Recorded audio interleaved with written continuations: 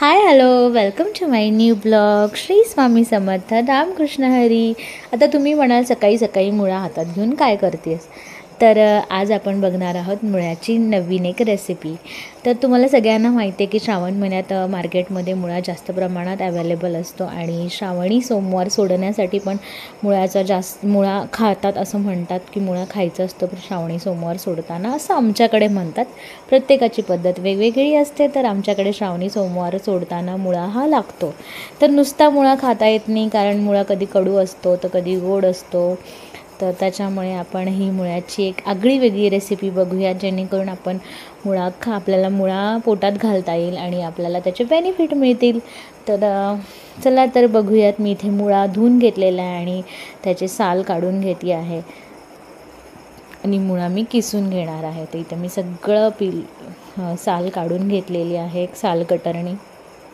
आणि मुळा आधी स्वच्छ धुवून घ्यायचा. साल काढल्यानंतर मुळा स्वच्छ धुण्यात अर्थ नसतो, कारण मग त्याचं सगळं निघून जातं. कुठलीही भाजी आपण कट करण्याआधी धुवून घ्यावी असं मला तरी वाटतं. तर मी आधीच मुळा स्वच्छ करून घेतला, त्याची माती काढून घेतलेली आणि नंतर ते साल कटरनी पूर्ण साल काढून घेतलेली आहे. आणि मी इथे आता मुळा छान असा किसून घेणार आहे. तर इथे माझा मुळा किसून झालेला आहे. आणि आता याला लागणारं साहित्य म्हणजे तुम्हाला लागणार आहे दही, सोबत मिरची लागणार आहे. बस एवढंच, एकदम कमी साहित्यात. मी म्हटलं ना, खूप कमी साहित्यात आणि खूप सोपी रेसिपी आहे. तोंडी लावायला छान अशी रेसिपी आहे. चला तर बघूयात. इकडे आपण कढई गरम करायला ठेवलेली आहे आणि कढईमध्ये तेल टाकून घेणार आहोत. तर तेल गरम झालेलं आहे. इथे मोहरी फुललेली आहे म्हणून लगेच जिरे टाकलेले आहेत. तर जिरे पण छान टम्म फुगलेले आहेत. तर त्यांच्यासोबत आपण थोडीशी हळद टाकून घेऊया. मिरची टाकूया. मिरची छान तळेपर्यंत वाट बघायची. छान मिरचीचं सगळं अर्क त्या तेलामध्ये उतरला पाहिजे, कारण तिखटपणा जर कमी झाला तर पाहिजे अशी चव येत नाही. म्हणून मग छान असं मिरची पूर्ण तेलात हे झाली पाहिजे. तेलाला पूर्ण मिरचीची टेस्ट लागली पाहिजे. तर इथे आपली मिरची पण छान तळून झालेली आहे. आपण एक चमचाभर हळद टाकून घेणार आहोत. मिरची छान भाजून झाल्यानंतर मुळ्याचा किस टाकण्याआधी थोडंसं आधी फक्त हळद टाकायची, कारण मग हळद काय होते, करपून जाते. तर मी इथं हळद टाकून घेतली आणि 1 मिनटं फक्त हळद मिक्स करून घेतली आणि लगेचच मी त्याच्यामध्ये मुळा टाकून घेणार. मी इथे हिंग पण टाकलेलं आहे. हिंग ऑप्शनल आहे, तुम्हाला हवं असेल तर टाकू शकता, नाही तर स्किप करू शकता.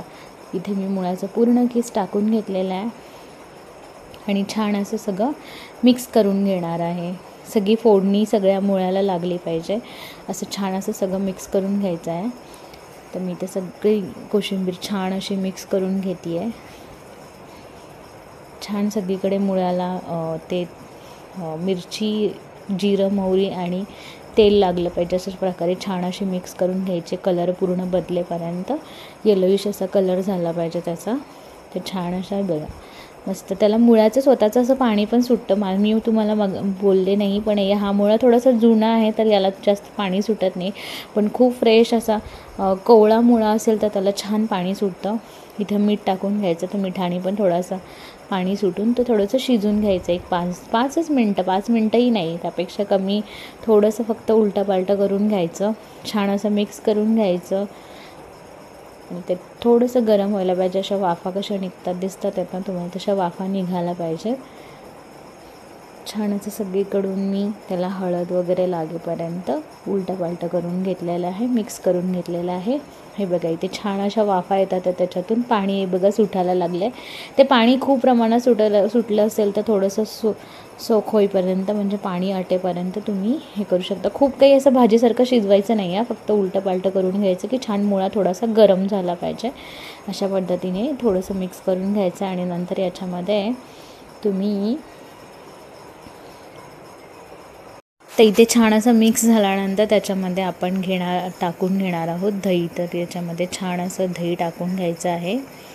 तर इथे बघा मी असं दही टाकून घेतलेलं आहे छानपैकी आणि ते दही असं मिक्स करायचं छान. पण याच्यानंतर दही टाकलं की लगेच तुम्ही गॅस बंद करायचा बरं का, कारण गरम गॅसमध्ये दही टाकून परत ते हे करायचं नाही आहे.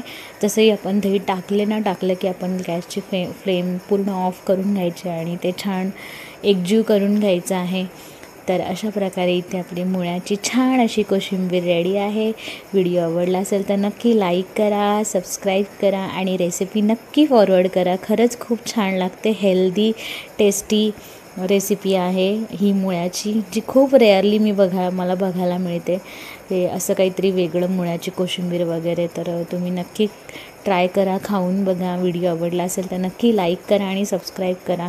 आणि प्लीज परत अनसबस्क्राईब करू नका, कारण असे सुंदर सुंदर वेगळ्या गोष्टी मी दाखवणार आहे. झटपट होतील आणि खरंच हेल्दी असतील. असं तुम्ही बघता, खरंच आपला मुळा खूप कमी खाल्ला जातो, जो की खाणं खूप गरजेचं आहे. आणि तुम्ही एकदा अशी कोशिंबीर करून बघा, तुम्ही नेक्स्ट टाईम परत करून खाल. बघा तुम्ही खरंच एकदा करून बघा. आणि छान अशी कोशिंबीर तयार आहे. तर आपण पूर्ण ताटामध्ये सर्व करून घेऊयात आणि अशा सुंदर परिपूर्ण ताटाबरोबर. Thank you so much. तर भेटूया नेक्स्ट ब्लॉगमध्ये. तर नक्की रेसिपी शेअर करा आणि लाईक करा आणि सबस्क्राईब करा. Thank you so much. Bye bye. भेटूया नेक्स्ट ब्लॉगमध्ये.